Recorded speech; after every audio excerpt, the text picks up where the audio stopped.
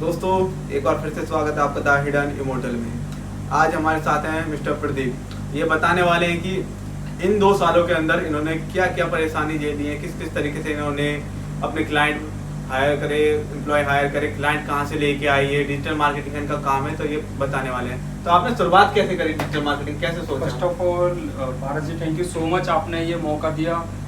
मैं लोगों को सिर्फ ये बोलना चाहूँगा कि स्टार्टिंग कहीं से भी हो सकती है।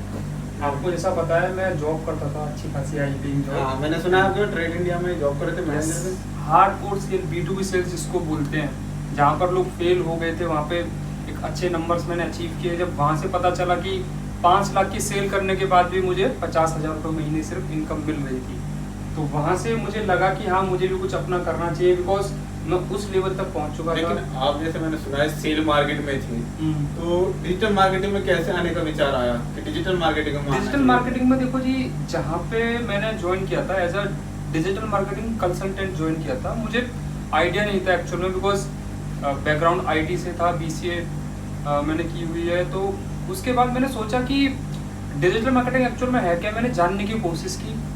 फिर मेरे एक मुझे मित्र मिले, वो सेम इंडस्ट्री में कहीं वर्क कर रहे थे, उन्होंने कहा कि भाई बहुत स्कोप है।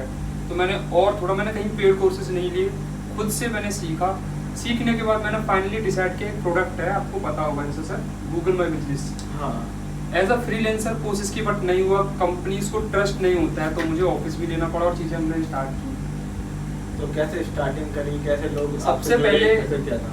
मैंने अपने कलीग्स, 3 कलीग हैं, तीनों को साथ में लिया और एक ऑफिस लिया, स्टार्टअप डाला। देखो मिनिमम 30-40 सर इन्वेस्टमेंट करना पड़ेगा और कुछ मुझे अपनी जेब से नहीं लगाना पड़ा।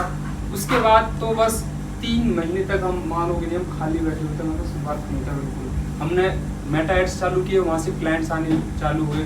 इस तरीके से हमने अपनी चीज़ें कवर कर ली। पहला क्लाइंट कौन था और कैसे आपको मिला? पहले क्लाइंट हमारे, देखो हमने मेटा एड रन किया था, हमें गूगल पर लिस्टिंग करवाने के लिए मिस्टर कैलाश जी आए थे, श्री बालाजी मार्बल मूर्ति, आज तक मुझे याद है। एंड वहाँ से हमने अपनी जर्नी स्टार्ट की एंड चलते आज वो हमारे रेगुलर क्लाइंट है। उन्हीं की वजह से हमारा रामगढ़ में क्लाइंट बेस है अच्छा खासा, और ऑल ओवर इंडिया में भी हम सर्विस देते हैं।